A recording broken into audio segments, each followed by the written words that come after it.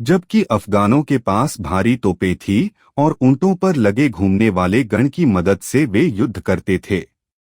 स्थिति इतनी विकट थी कि अगर अफगानों को रोका जाना था तो सिखों को एकजुट होना ही था, नहीं तो एक एक करके सभी खत्म कर दिए जाते। सबसे साफ और पवित्र जगह थी अमृतसर। जब संकट की घड़ी आई तो सरदार रणजीत सिंह ने अपने परिवार और अपने घुड़सवारों को इकट्ठा किया और अमृतसर की ओर कूच कर दिया। वहां सरबत खालसा की पुकार पर कई सिख सरदार जमा हुए। ज्यादातर लोगों की राय बनी कि मैदान छोड़ देना चाहिए, अफगानों को लूटपाट करने दिया जाए और फिर छापा मार यानी 2.5 फुट तरीके से उन्हें परेशान किया जाए।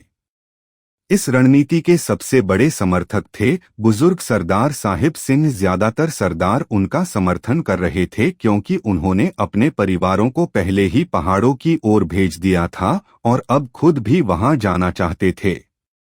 लेकिन इसी बीच सदाकौर, जो सरदार रणजीत सिंह की सास थी, उन्होंने सरदार रणजीत सिंह को मैदान छोड़ने से रोका और उन्हें युद्ध के लिए तैयार किया।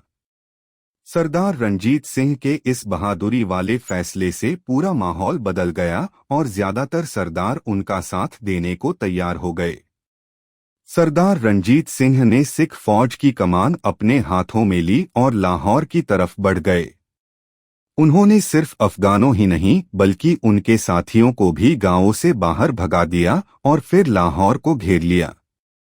हर रात सिख सवार शहर के किसी न किसी हिस्से पर अचानक हमला करते, कुछ अफगानों को मारते और फिर अंधेरे में गायब हो जाते। उसके अगले साल ही जनवरी 1797 में शाह जमान को यह खबर मिली कि उसका भाई महमूद अफगानिस्तान में उसके खिलाफ बगावत की योजना बना रहा है। इस खबर के मिलते ही शाह जमान को फौरन काबुल लौटना पड़ा, लेकिन जाते समय वह लाहौर में जनरल शाहजी खान को 12,000 सैनिकों के साथ छोड़ गया। सिख योद्धाओं को पीछे हटती हुई सेनाओं पर हमला करने की रणनीति में पूरी महारत थी। उन्होंने शाहजमान का पीछा किया। रात की अंधेरी चुप्पी में घोड़ों की टापें झेलम की ओर दौड़ रही थी।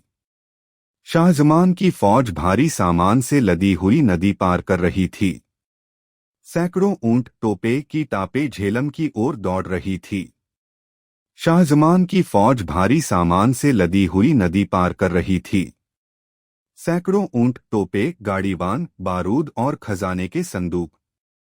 तभी सिखों ने 3 दिशाओं से हमला बोला। अगला भाग देखने के लिए चैनल को सब्सक्राइब करना न भूलें। इतिहास के अगले रोमांचक अध्याय में फिर मिलेंगे।